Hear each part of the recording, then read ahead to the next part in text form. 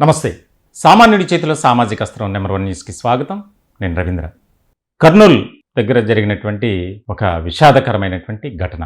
Private travels bus దగ్ధం సంబంధించి ఆ దుర్ఘటనలో దాదాపుగా 20 మంది వరకు ప్రాణాలు కోల్పోయారు.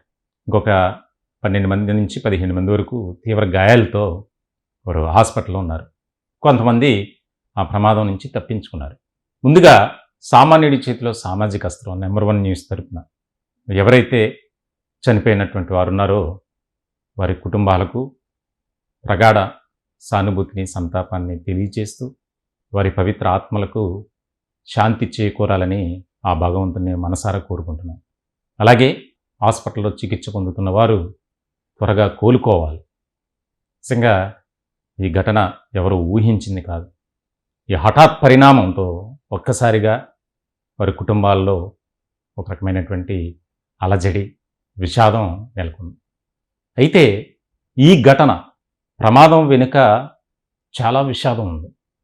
అయితే ఈ ఘటనలో తప్పెవరిది అనే దాని గురించి మనం మాట్లాడుకోవాలి. మరికొద్ది సేపట్లోనే, అంటే మరికొద్ది గంటల్లోనే వారు సురక్షిత వారి గమ్యస్థానాలకు చేరుకుంటారు. ఈలోపే తెల్లవారుజామున 3:30 నుంచి 4 గంటల మధ్య జరిగినటువంటి ఈ ఇన్సిడెంట్, ఆ సమయంలో ఎవరైనా సరే ఎటువంటి నిద్రలో ఉంటారనేది మనం ప్రత్యేకంగా చెప్పక్కర్లా. గాఢ నిద్ర. నిజంగా అసలు బాధాకరమైనటువంటి విషయం ఇది.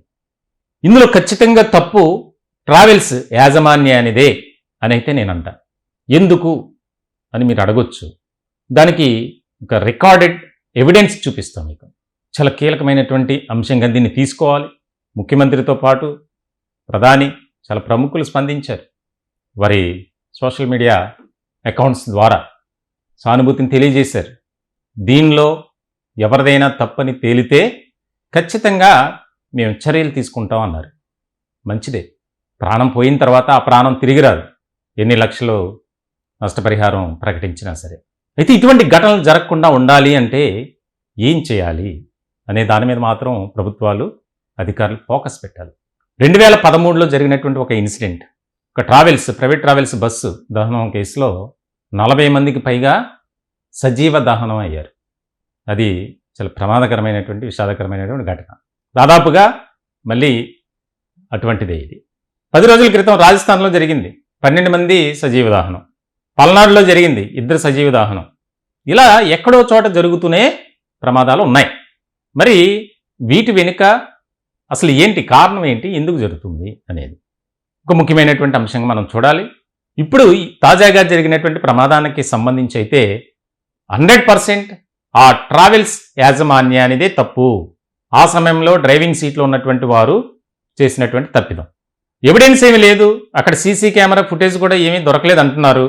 కానీ అక్కడ ప్రత్యక్ష సాక్షులు కొంతమంది చెప్పేది ఒక రకంగా ఉంది, అధికారులు చెప్పేది ఒక రకంగా ఉంది. రాంగ్ రూట్లో ఒక బైకర్ వచ్చాడు. ఆ బైకర్ ఆ బస్సుని ఢీకొనడంతో అదుపు తప్పి పక్కన ఉన్నటువంటి డివైడర్ని కొట్టడంతో ఒక్కసారిగా మంటలు చెలరేగాయి బస్సులో అని.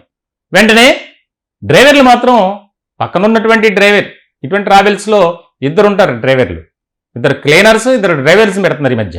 అంటే అతనికి నిద్ర వస్తే ఇతను డ్రైవ్ చేస్తాడు. ఒక అతను గాఢ నిద్రలో ఉన్నాడు, ఇంకొక అతను డ్రైవింగ్ చేస్తున్నాడు. అతన్ని లేపి వీరిద్దరూ కిందకి దిగారు. ఆ బబుల్ గన్ అనేది ఒకటి ఉంటుంది, దాంతో వారు ప్రయత్నం చేశారు మంటలు ఆర్పేందుకు. ఒక్కసారిగా మంటలు వచ్చినాయి, స్మోక్ వస్తుంది. వారికి తెలిసిపోద్ది డ్రైవర్లకి. నేను దాదాపు వాల్వో నడిపేటువంటి డ్రైవర్లతో మాట్లాడాను. వారితో ఫోన్ ఇన్లో మీకు తెలియజేసేందుకు ప్రయత్నం చేద్దాం అనుకున్నా కానీ వారు కొద్దిగా కంగారు పడ్డారు, వదిలేశారన్నారు. అయితే వారు చెప్పేది ఒకటి, ఇక్కడ ఖచ్చితంగా డ్రైవర్ మిస్టేక్ అనేది కనిపిస్తుంది. ఎందుకంటే ఎంత గాఢ నిద్రలో ఉన్నప్పటికీ బస్సును ఆపి ఆ ఫైర్ వచ్చినప్పుడు, స్మోక్ వచ్చినప్పుడు ఆ స్మెల్ని గ్రహించి వారి ప్రాణాలను కాపాడుకునేందుకు మాత్రమే ప్రయత్నం చేశారు తప్ప బస్సులో ఉన్నటువంటి 40-45 మంది ప్రాణాలు వారికి కనిపించలేదు. ఎస్, ఖచ్చితంగా అదే. ఎందుకనంటే అదే పని చేసి ఉంటే 10 మంది 12 మందో ప్రాణాలతో బయటకు వచ్చారు. వారు అద్దాలు పగలగొట్టుకునో, దూకేసో, కొంతమందికి తీవ్ర గాయాలయ్యాయి, మరి కొంతమందికి స్వల్ప గాయాలయ్యాయి. మరి వారు కూడా అదే రకంగా నిద్రలేచి వెంటనే దూకేవారు. వారు కూడా వారి ప్రాణాలను దక్కించుకునేందుకే ప్రయత్నం చేశారు తప్ప ప్రయాణికులు తోటి ప్రయాణికుల్ని మనం సేవ్ చేద్దాం అనే ఆలోచన లేదు, ఆ సమయంలో ఎవరికి రాదు. కానీ డ్రైవర్గా చేయాలి, చేయలేదు. ఇక్కడ చాలా కీలకమైనటువంటి అంశం ఇది. మరొక ముఖ్యమైనటువంటి అంశం ఏంటంటే పోలీసులు రిలీజ్ చేసినటువంటి దానికి సంబంధించి వి కావేరీ ట్రావెల్స్ మనం స్క్రీన్ మీద చూస్తున్నాం. ఇందులో ఎంత దారుణమైనటువంటి విషయాలు ఉన్నాయో మీకు చెప్తా. చాలా మోసం చేసింది ఈ వి కావేరీ ట్రావెల్స్ యాజమాన్యం అనేది. మనం చూస్తున్నాం డేట్ 23/10/2025. దీనికి సంబంధించి వారి డ్రైవర్లు, కండక్టర్లు, క్లీనర్ల వివరాలన్నీ ఉన్నాయి, పాసింజర్స్ డీటెయిల్స్. అయితే దానికన్నా ముందు పర్మిట్ వ్యాలిడిటీ 5/4/2028. ఓకే, అంటే మరొక 3 సంవత్సరాలు దాదాపుగా ఉంది. తర్వాత ఫిట్నెస్ వ్యాలిడిటీ 31/3/2025. 31/3/2025 అంటే ఈ ఏడాది మార్చితో ఆ వ్యాలిడిటీ అయిపోయింది. మళ్ళీ కొంత డబ్బు కట్టి దానికి సంబంధించి ఫిట్నెస్ వ్యాలిడిటీ, ఫిట్నెస్ సర్టిఫికేట్ తీసుకోవాలి, అది చేయలే. ఇన్సూరెన్స్ వ్యాలిడిటీ 24/2024, గత ఏడాది అయిపోయింది ఏప్రిల్కి, దాన్ని రెన్యువల్ చేయాల. Tax validity 31/3/2024. అలాగే pollution validity 2/4/2024. All India permit 27/7/2023తో అయిపోయింది. అన్నీ కూడా ఇక్కడ తెలిసిపోతుంది. వారిచ్చినటువంటి పోలీసులు బయటికి ఇచ్చినటువంటిదే, దీంట్లో మ్యానిపులేట్ చేయడానికి ఏమీ లేదు. అంటే ఆ బస్సు డొక్కు బస్సు, దానికి సంబంధించి పైన కలరింగ్ మాత్రం చేసి ప్రయాణికుల జీవితాలతో, ప్రాణాలతో ఆటలాడుకుంది ఈ వి కావేరీ ట్రావెల్స్. నేనేదో కావాలని చెప్తుంది కాదు, ఇది ఇక్కడ స్పష్టంగా ఉంది. దేనికి కూడా సరైనటువంటి వ్యాలిడిటీ లేదు. అంటే వ్యాలిడిటీ మనం కొంత అయిపోయిన తర్వాత మళ్ళీ రెన్యువల్ చేయించుకోవాలి డబ్బు కట్టి. రవాణా శాఖ అధికారులు ఆ బస్సు ఫిట్నెస్ని చూస్తారు, చూసి దానికి సంబంధించి ఇది ఫిట్నెస్సా కాదా, అంటే బయట తిరగొచ్చా లేదా, ప్రయాణికుల్ని క్యారీ చేయొచ్చా లేదా అనేది. ఇంత దారుణమైనటువంటి పరిస్థితితో చూడండి. వాస్తవానికి ఆ వాల్వో బస్సు ఎంతో హై టెక్నాలజీతో తయారు చేసిన బస్సు, వెంటనే మంటలు చెలరేగే అవకాశం లేదట. అది కరెక్ట్ కండిషన్లో ఉండి ఫిట్నెస్ అన్నీ కరెక్ట్గా ఉంటే. ఒక వాల్వో ప్రైవేట్ ట్రావెల్కి సంబంధించి నాతో డ్రైవర్ మాట్లాడాడు, ఆయన చెప్పినటువంటి అంశాలు అలా ఉండదు. వెంటనే వచ్చినప్పుడు డ్రైవర్కి తెలిసిపోతుంది, వెంటనే ఫైర్ అయిపోయే అవకాశాలు లేవు, ఇదేమి ఫ్లైట్ కాదు, కాస్త సమయం, ఆ సమయంలో ప్రాణాలు దక్కించుకోవచ్చు. ఇక్కడే కనపడుతుందిగా మనకి. ఒకవేళ వెంటనే హఠాత్తుగా బస్ అంతా ఫైర్ అయిపోతే ప్రాణాలతో భయంతో దూకినటువంటి ప్రయాణికులు వారు సేవ్ అయ్యారుగా, వారు సేఫ్గా దెబ్బలతోనో దేనితోనో బయటపడ్డారుగా, ప్రాణాలైతే దక్కించుకున్నారుగా.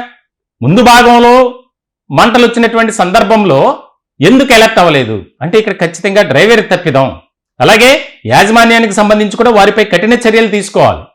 దేనికి కూడా సరైనటువంటి ఇది లేదు, ఫిట్నెస్ లేదు, ఇన్సూరెన్స్ లేదు, ఏది కూడా లేదు. అంటే రవాణా శాఖ కళ్ళు మూసుకుంది అనడానికి ఇదొక ప్రత్యక్షమైనటువంటి ఉదాహరణగా నేనైతే చెప్తా. లంచాలకు అలవాటు పడిపోయినటువంటి కొంతమంది మాత్రమే, అందరినీ నేను అన్నాను, కొంతమంది మాత్రమే ఈ విధమైనటువంటి ఉన్నత అధికారులుగా చలామణి అవుతున్నటువంటి వారు కనీసం ఫీల్డ్లోకి వెళ్ళి ఎగ్జామ్ చేయరు బస్సుల్ని. ట్రాన్స్పోర్ట్ డిపార్ట్మెంట్లో జరిగేటువంటి అక్రమాలు, అవినీతి అంతా ఇంత కాదు. మరి ప్రభుత్వం ఏ రకమైనటువంటి చర్యలు తీసుకుంటుంది? ఎన్నో ఆశలతో వారు ఈ రోజున ఎలాంటి పరిస్థితి కుటుంబంలో, కొన్ని కుటుంబాల్లో ప్రాణాలతో దక్కారు అనే ఒక సంతోషం, ఆనందం ఉంటుంది. మరోపక్క అదే సమయంలో తమ వారిని పోగొట్టుకున్నటువంటి వారి ఆవేదన, ఆక్రందన, ఆందోళన ఇంత అంతా కాదు. 10 లక్షలు, 20 లక్షలు, 50 లక్షలు, కోటి రూపాయలు ఇచ్చినా ఆ ప్రాణాలను ఎవరైనా తిరిగి తీసుకొస్తారా?